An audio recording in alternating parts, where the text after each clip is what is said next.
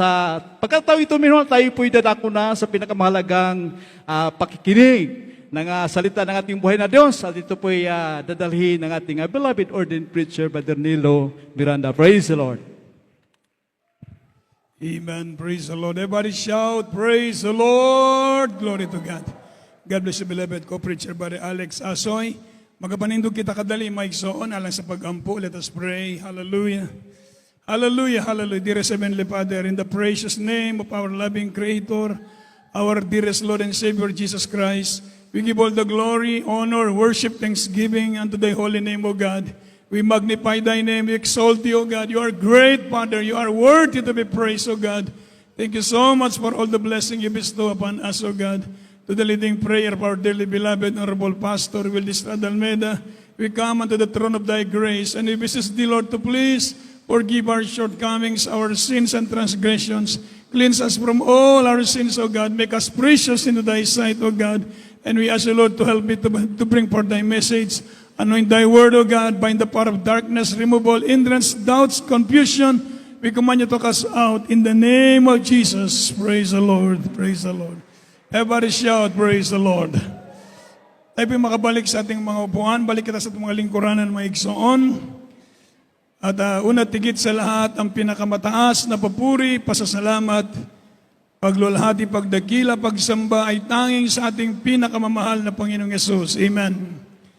At tayo po nagbibigay ng dobleng paggalang sa ating beloved Honorable Pastor Wildy Estrada Almeida, the end-time prophet of our loving God, and to the beloved Almeida children with their respected families.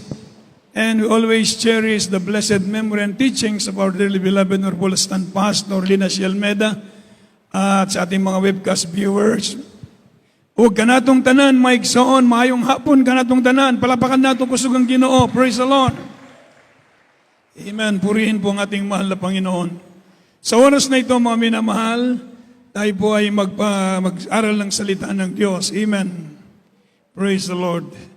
Paggising ko kayo ng umaga, mga minamahal, sabi ko sa mahal na Panginoon, maraming salamat na tinugtungan mo ang aking buhay ng another year, ever amen.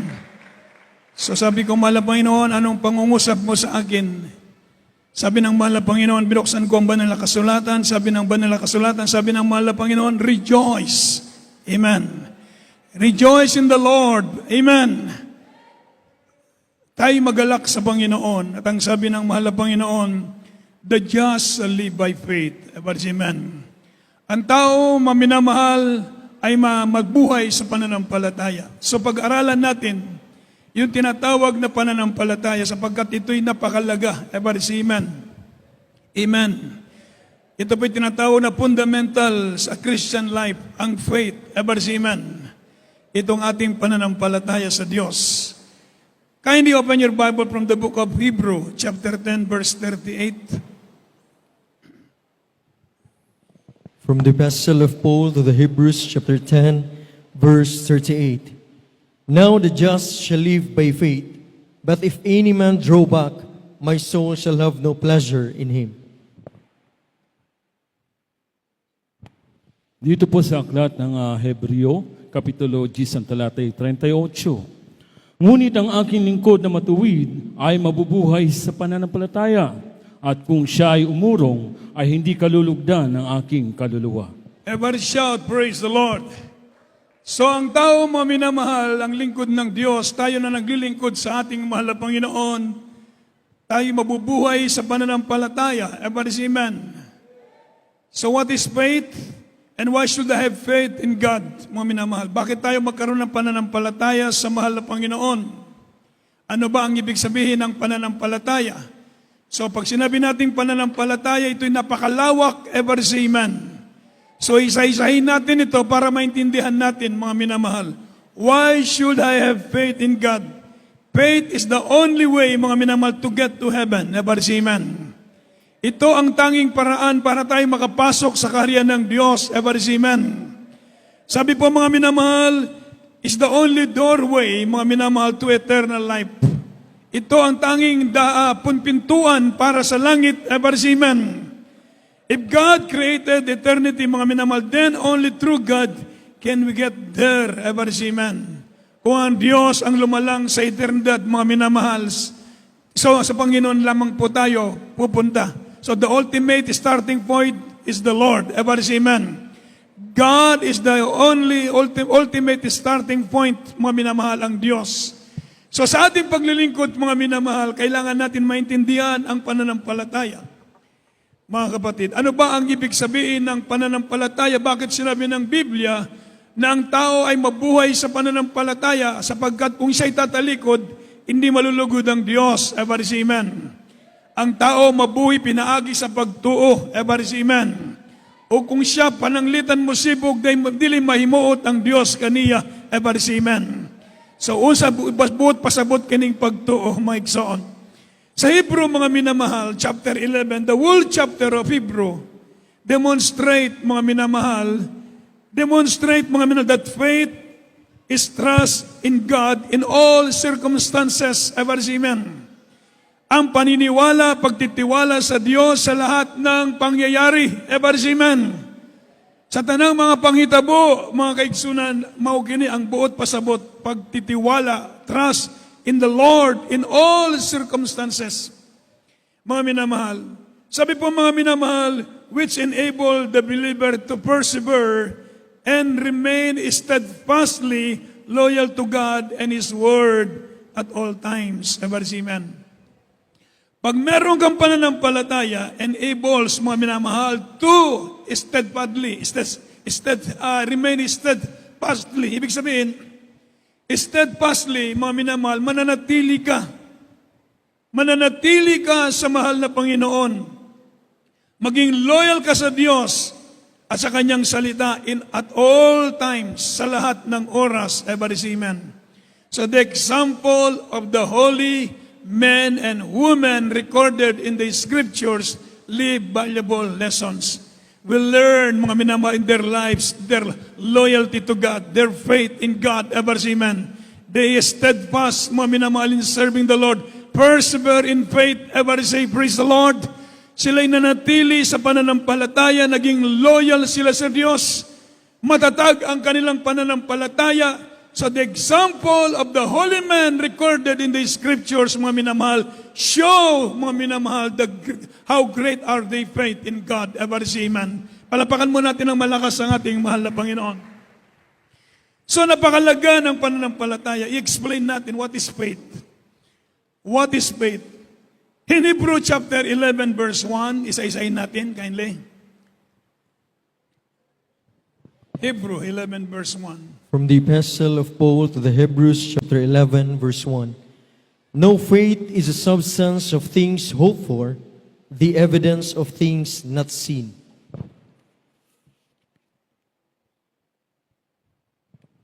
Dito po sa aklat ng Hebreo, Kapitulo 11, talatay 1. Ngayon, ang pananampalataya ay siyang kapanatagan sa mga bagay na hinihintay, ang katunayan ng mga bagay na hindi nakikita. Everybody shout, praise the Lord. So faith shows, mga minamahal, the reality of what we hope for. Everybody say amen. It is the evidence of the things we cannot see. It is the evidence of things that we cannot see. Ito ang ibig sabihin ng pananampalataya. It is, mga minamahal, sabi po ng Biblia, na ating nabasa, faith shows the reality of what we hope for. The evidence of things we cannot see. Naniniwala ka sa isang bagay na hindi mo nakikita. Maliwanag po, mga kapatid. Ever say amen. Ikaw ay naniniwala sa mga bagay na hindi mo nakikita. Yun ang tinatawag na faith. Hindi natin nakikita ang Diyos. Ever say amen. Wala pang nakakita sa atin sa Diyos. Ever say amen. Pero nandito tayong lahat naniniwalang may Diyos. Palapakan natin ng malakas ang ating mahal na Panginoon. Hindi natin nakita ang Diyos, subalit pinaniwalaan nating may Diyos na makapangyarihan sa lahat, lumalang sa langit, sa lupa. Naniniwala tayo sa Kanyang banal na salita, ang Biblia. Ever say amen. Yun ang tinatawag na pananampalataya. Ever say amen.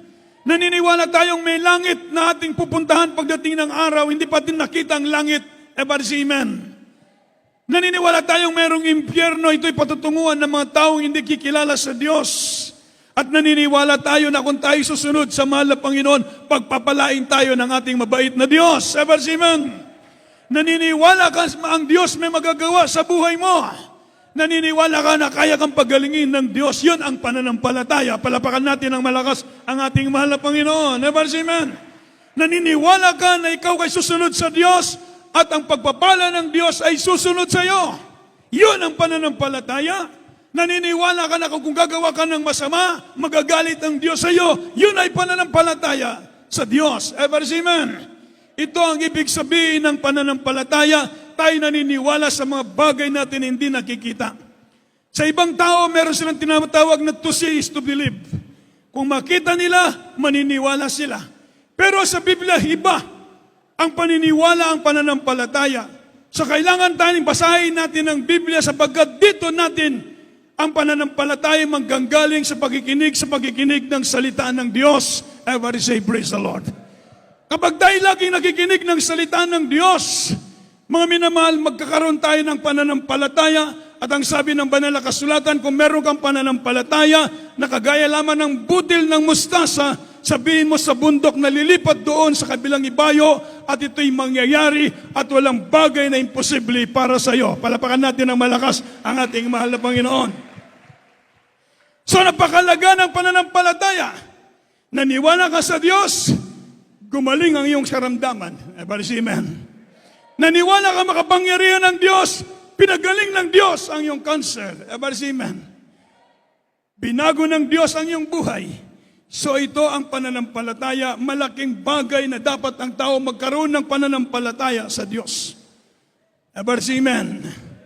At nakita natin sa buhay natin, sa ating paniniwala at pananampalataya sa Diyos, nagkaroon ng magandang resulta sa buhay natin. Everybody say amen. Amen. Faith in God says that we are willing to trust God with our lives. We are willing to follow His guidelines for living as outlined, mga minamahal, in the Bible because we have the conviction that this will be best for us. Everybody say amen. Naniwala tayo na ito'y magkakabuti sa atin. At lahat ng naniwala, pinagpapala ng ating mabait na Diyos. Everybody say, praise the Lord. Amen. Ang pananampalataya, hindi lamang ikay naniniwala sa isang bagay. Malawak ang ibig sabihin ng pananampalataya. Kaya sabi po ng Biblia sa verse 1, faith is, mga minamahal, is that believes, mga minamahal, in reality. Everybody say amen, in spiritual realities. Naniniwala ka sa Diyos, sa mga bagay na spiritual, na hindi natin nakikita. Yan ang pananampalataya. Pangalawa, verse 4, kindly. In verse 4. Hebrews 11, verse 4. By faith, Abel offered unto God a more excellent sacrifice than Cain, by which he obtained witness that he was righteous, God testifying of his gifts, and by it he being dead, yet speaketh. Dito po sa aklat ng Hebreo, Kapitulo 11, talata 4. Sa pananampalataya, si Abel ay naghandog sa Diyos ng lalong mabuting hain kaysa kay Cain. Sa pamamagitan nito ay sinaksihan sa kanya siya'y matuwid na nagpapatotoo ang Diyos tungkol sa kanyang mga kaloob. At sa pamamagitan nito, patay na siya ay nagsasalita pa. Amen. Everybody shout, praise the Lord. Faith leads to righteousness. Sabi ng banal na kasulatan, si Abel, nag-offer siya sa Diyos ng pinakamagandang excellent sacrifice. Everybody say amen. Hindi niya nakikita ang Diyos, subalit siya'y nag-ain sa Diyos ng mga minamahal excellent sacrifice than Cain, sa kanyang kapatid ni Cain. Nang si Abel at si Cain naghandog sa Diyos, ang pinili ni Abel yung pinakamataba sa kanyang mga hayop at inoffer niya sa Diyos. Amen.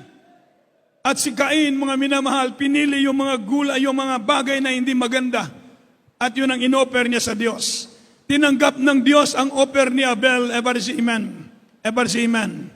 So sa ating pa mga minamahal, ang pananampalataya ay naghahatid sa atin sa tinatawag na pagkamatarong. Everybody say amen.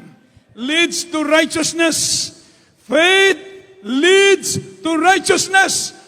Ang pagsamba sa Diyos, ito'y matuwid. Ever say amen. Ang pag-offer natin sa Diyos sa ating buhay, ito'y righteousness sa harap ng ating mahal na Panginoon. Ever say, praise the Lord. Anong ihandog natin sa Diyos? Ang ating buhay, ang ating sarili. Ibigay natin sa mahal na Panginoon. I-offer natin sa Diyos. Sabi nga ng Biblia, my beloved brethren, I beseech thee. Sabi niya, offer yourselves to God unto God as a living sacrifice, holy, acceptable unto God. Ever say amen? Ibigay natin ang buhay natin sa Diyos. Yan po ay pagkamatarong sa tubangan sa Ginoo. Leads to righteousness. Kaya kapag tayo sumasamba sa Diyos, mga minamahal, ito po'y tinatawag na matuwid sa harap ng mahal na Panginoon. Lahat tayo narito ngayon sa lugar na ito, mga minamahal, gipakamatarong kita sa tubangan sa atong Ginoo. Palapakan natin ang malakas ang mahal na Panginoon. Matuwid sa harap ng Diyos na narito tayo ngayon nagsumasamba sa mahal na Panginoon leads to righteousness. Nung araw, nandun kayo sa bungan, ever say amen. Araw ng linggo, nandoon tayo sa kalayawan. Hinahanap natin ang kalayawan. Subalit ngayon, araw ng linggo, pananambahan, nandito tayo, nagpupuri tayo sa ating mahal na Panginoon. Ino-offer ninyo ang inyong buhay sa Diyos. Leads to righteousness. Faith leads to righteousness. Everybody shout, praise the Lord. Hallelujah. Another thing in verse 6, kindly. Hebrews 11, verse 6. But without faith it is impossible to please Him. For he that cometh to God must believe that He is, and that He is a rewarder of them that diligently seek Him. Dito po sa aklat ng Hebreo, Kapitulo 11, talatay 6. At kung walang pananampalataya, ay hindi maaaring maging kalugod-lugod sa Kanya, sapagkat ang lumalapit sa Diyos ay dapat sumampalatayang may Diyos at Siya ang tagapagbigay ganti sa mga Kanyang nagsisihanap. Everybody shout, praise the Lord. So another thing, sabi po ng Biblia, seek God. Faith, mga minamahal, ang demonstration ng Biblia sa pananampalataya, seek God. Everybody say amen. Hinahanap ang Diyos. Believe in His goodness. Everybody say amen. Those who seek the Lord, mga minamahal, sabi po ng Biblia, what are the blessing or the benefits, mga minamahal? Those who seek the Lord shall experience, sabi po ng Biblia, the peace and rest from God. Ever say amen. Ever say amen. Ang umahanap sa Diyos, those who seek the Lord will experience the peace and rest of God. Ang lahat ng sumahanap sa Diyos, masumpungan nila ang kapayapaan at ang kapahingaan nagmumula sa mahal na Panginoon. Pag ikay pagod na sa problema, pagod ka na sa mga problema, wala ka nang magagawa, hanapin mo ang Diyos. Ever say amen.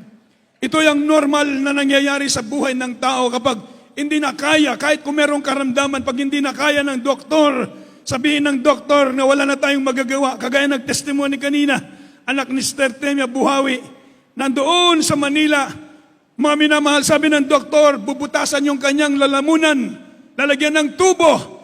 Ang sabi ni Sister Jennifer, hindi po, huwag lagyan ng tubo. Ang sabi ng mga doktor doon, kapag hindi mag-sign ka ng waiver, pag hindi ayaw mo lagyan ng tubo, kung siya atakahihin, hindi na namin CPR. Ibig sabihin, tuloy-tuloy na yun. Wala na silang gagawin. Pero merong Diyos tayong pinaniniwalaan sa langit. Everybody say, praise the Lord. Hallelujah. Amen. May Diyos na handang tumulong sa atin. Everybody say amen. So nag-sign siya ng waiver na kahit anong mangyari, wag lagyan ng tubo. Iasa natin sa mahal na Panginoon. Tumawag dito mga minamahal, nagpa-pray over. Mga minamahal, by the grace of God to the leading prayer ng ating beloved pastor, ngayon nakalabas na sa ospital. Palapakan natin ng malakas ang ating mahal na Panginoon.